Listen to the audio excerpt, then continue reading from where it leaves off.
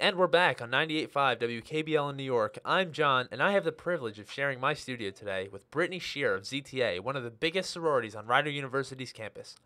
So, Brittney, what exactly does ZTA stand for, and what made you want to join? Well, ZTA stands for Zeta Tau Alpha, which are the Greek letters. What made me want to join was just the people that I met, and the philanthropy that they are involved with really stood out to me among all the other ones on this campus. When I first went to Rider, I knew that I wanted to join a sorority, but I never knew which one. ZTA just stood out to me. Their philanthropy is near and dear to my heart. I know a couple people that have battled breast cancer, and I always like to get involved with the events that they hold. Even before I was in ZTA, I would go to their events in the fall. So, I really love being in the sorority and helping out the Susan G. Komen Foundation and holding these different events. Wow, that's great. Your sorority is really involved in making a difference for people who are battling breast cancer. So what's the biggest and most successful event ZTA holds, and how do they get the campus involved? Well, the biggest event we hold would be Tricky Tray, which is in the fall. It's a Chinese auction that sisters donate baskets of different items that we could bid on, and there's lower baskets and higher baskets. And the more high-end ones have basketball or baseball tickets, signed memorabilia from sports teams. We actually had an iPad this year up for grabs.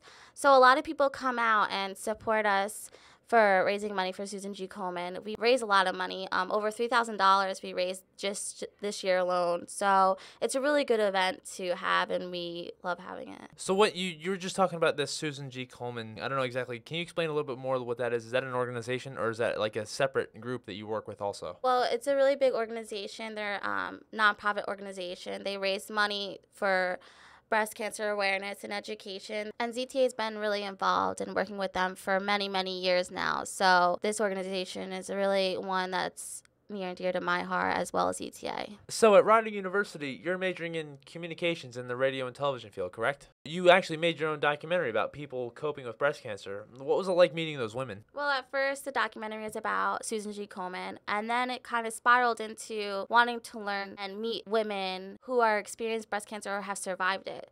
So it was a great experience. I didn't know what to expect going into it, but coming out of it, I could tell you I learned so much, and the heart of these women were so big, and they just wanted to tell their stories and get them out there for other people to hear them and understand what they're going through and reach out to people who are experiencing the same thing as them. So what kind of people did you actually interview? Did you interview people who currently have breast cancer, or did you interview people who have survived breast cancer so far? Well, we have two women that are survivors of breast cancer and one woman who actually survived it and then it came back. So we interviewed the three women all together. One is actually a faculty member at Rider University, and she's the one who is going through the process of having breast cancer again. So it was really tough listening to her story, but really empowering at the same time. It makes you feel as if you could overcome anything after you listen to these women's stories. So how do you think the women felt about actually being filmed instead of just interviewed about their story? Like, did they seem nervous at all, or were they perfectly comfortable about being so open about their experiences?